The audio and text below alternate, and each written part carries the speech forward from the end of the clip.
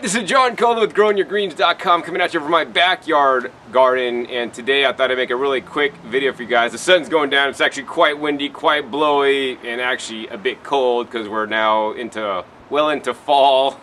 The winter is approaching, but I still have my summer stuff. You know, I'm probably not going to have to pull out my summer stuff till December until we get an actual frost. It's been getting close, maybe within, I don't know, 6-7 degrees, but it's not frosting yet, so I got all my summer plants growing. And what I wanted to do in this episode is kind of what like Oprah Winfrey used to do, and maybe she still does in her O magazine.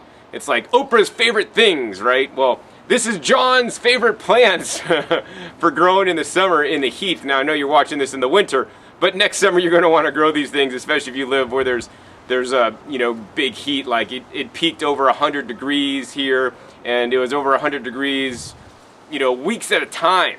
And the plants I'm going to show you are the ones that are time proven, that kick ass even during hot heat, so that you guys can still grow food. Anyways, before it gets too dark, let's go ahead and head around my garden and show you guys some of the amazing plants that I grew and my top favorites this year. So my first favorite edible plant this year that I grew was this guy. Now this guy has performed outrageously. I'm like totally convinced that if you guys live in hot desert climates or even just hot humid climates, this plant will thrive. Now a lot of you guys don't know about this because if you go to your local grocery store, you'll probably never find this. You might find this at some Asian or ethnic markets sometimes, but it's a pretty rare crop, so I do encourage you guys to grow it in the heat because it's by far the best vegetable you guys could grow.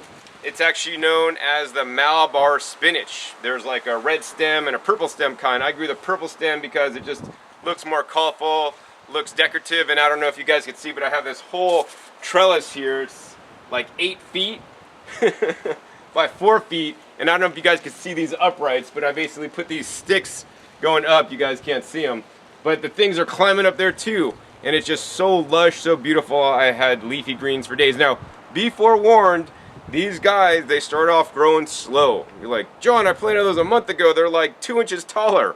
Well, maybe a little bit taller than 2 inches.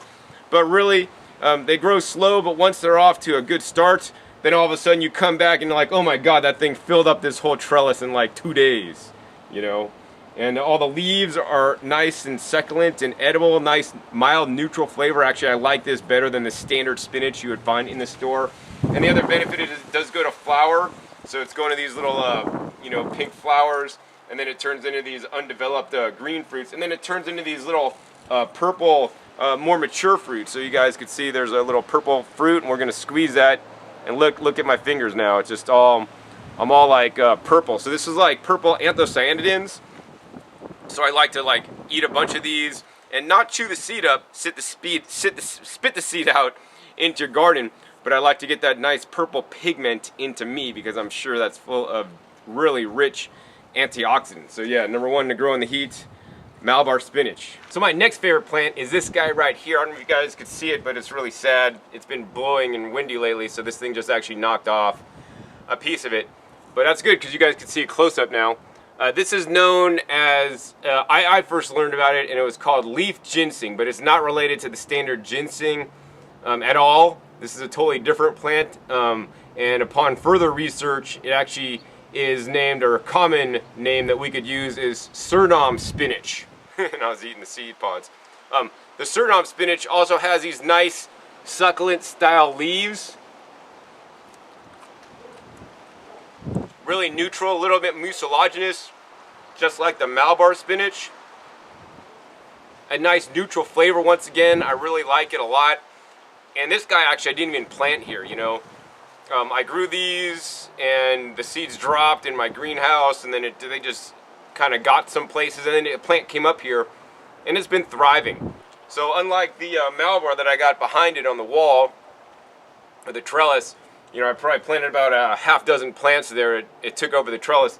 This guy, you'd probably want to plant them, I don't know, I'd probably say like about every foot or so, and have a bunch of them, because unlike the Malabar, this does not make as many leaves, but when it's time to go to seed, this produces a lot of seeds and will readily self-seed. Now this is more of a semi-tropical plant, so you're going to want to grow it where it stays warm, for a longer season, because once again, this is kind of off to a slow start.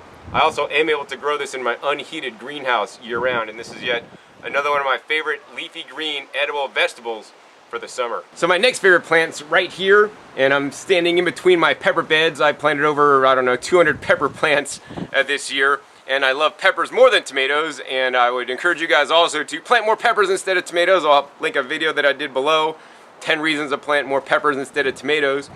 But, you know, as I love peppers, I always have certain varieties that I like more.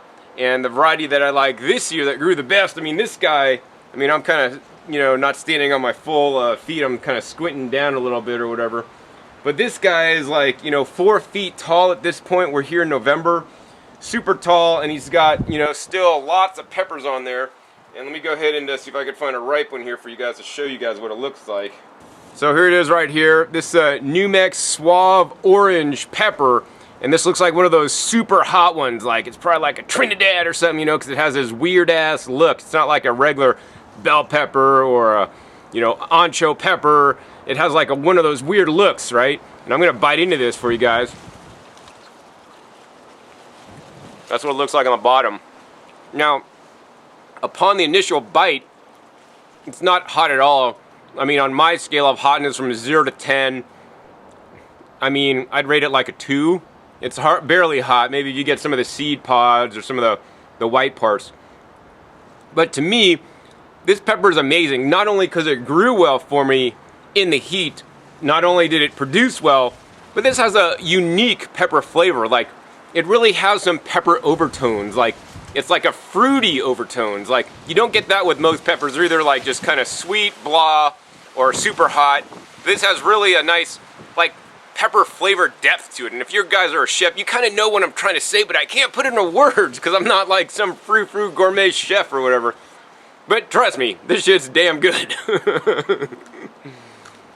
So grow this one. Alright, my next favorite plant is actually up over yonder. I don't know if you guys can see it. I got these like T-posts kind of upside down for like a big trellis thing that's no longer being used. But then behind that, I don't know if you guys could see it, but it's like kind of curves up and it kind of goes at an angle. And it's that big tall green plant over there. And actually there's more right here. Yeah, up close. And this is the foliage or the leaves of the Jerusalem artichoke, also known as the sunchoke. So this is another one of my favorite plants.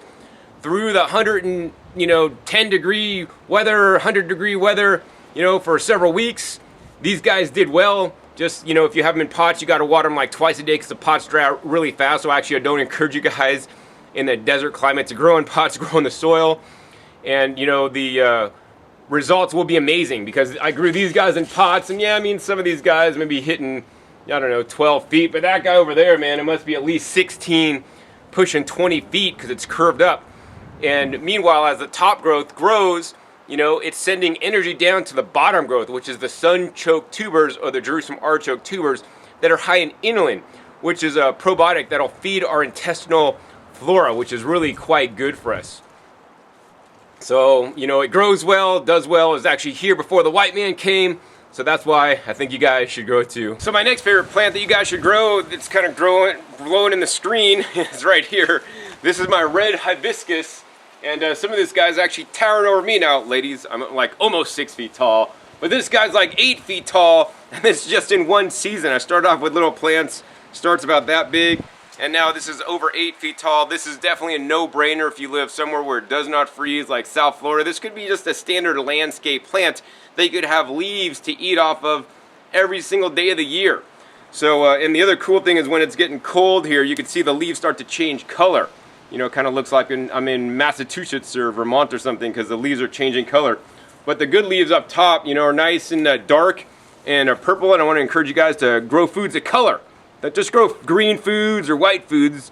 Grow some red foods and purple foods and black foods. Hey, what kind of black foods are there? Oh, black mushrooms, black truffles. All right. Anyways, these guys are really cool because they have a nice sorrel flavor.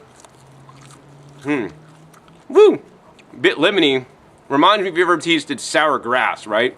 And hopefully a cat didn't pee all the way up here. But yeah, this stuff is known as, I believe, is a Roselle or false Roselle.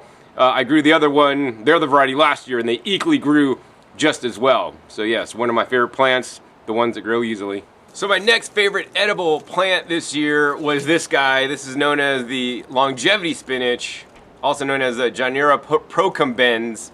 And this guy did amazing. I planted this, not this summer, but last summer, and it actually survived through the winter with some Christmas tree lights that I put on. I don't know if you guys could see them. I was too lazy to take them down, so they hung out the whole year.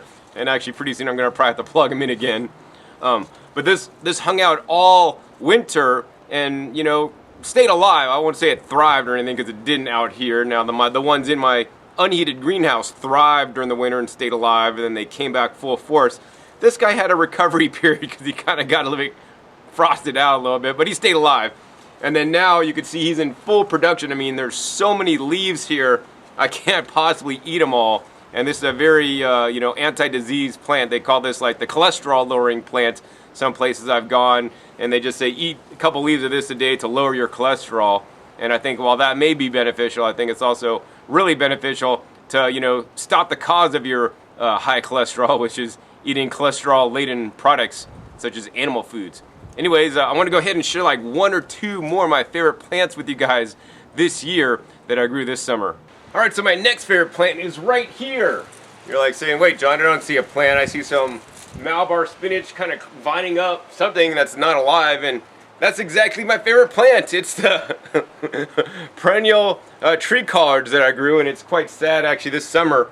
For some reason, I lost my favorite perennial green tree collard tree, literally, that was, you know, I don't know, pushing 14 feet tall, and, you know, it just went kaput. I'm not exactly sure why. Maybe not enough water, maybe it got too hot.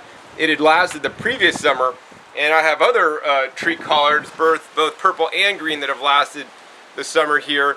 But this year, this guy decided not to make it. You know, they definitely thrive in the winter, and the summer they'll get by. I did notice that, you know, in different areas of my garden, especially where it's a little bit more shaded in the summertime, they you know, did better. So it may behoove you not to plant your tree collards in full sun unless you take special care and attention to them to ensure they're getting enough water and whatnot. You also might want to cover them. I'm not exactly sure why this happened, but I've lost, you know, tree collards over the summer, so this is not a surprise to me. But I always have, you know, at least a dozen extra going in the greenhouses, you know, from cuttings, so that I can replace them the following year, you know. But they'll last a couple good years, you know, depending on your climate and where you live and where they're planted. So yeah, for better production, full sun. For more stable, long-lasting production, plant them in the shade. So the last favorite edible plant that I'll share with you guys this year is my top pick for cucumbers in the hot heat, bar none. It's these guys right here. These are the Armenian cucumbers. And this guy, actually, I didn't even plant. I think the seeds go through my compost system, and it doesn't get hot enough, it doesn't deactivate them. So I get, you know, melons and some cucumbers coming up randomly sometimes, which is good because I just let them go to fruit, and guess what? I have free food. That's something really good.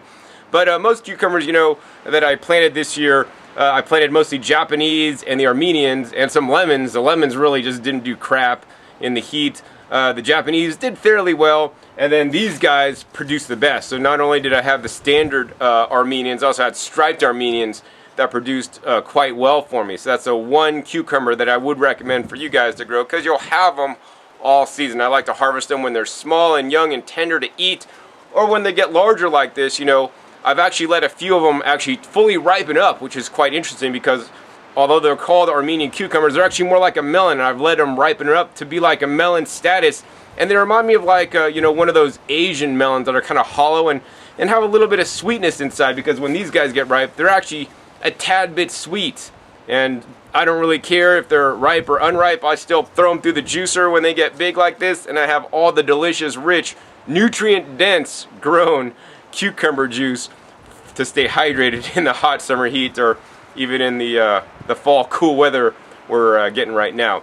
So yeah, those are my top picks. If you guys enjoy that, hey, please give me a thumbs up. And if you're one of the first viewers, hey, make a list for everybody down below with like a timestamp so they could know the time and the plants, so that you guys could easily look them up. Be sure to also search for seed sources for the plants. I think most of them, well, some of them you need cuttings, but some of them are propagated by seeds. Also be sure to subscribe. Click that subscribe button right down below so you'll be notified of my new and upcoming episodes. I have new and upcoming episodes coming out about every 3 days.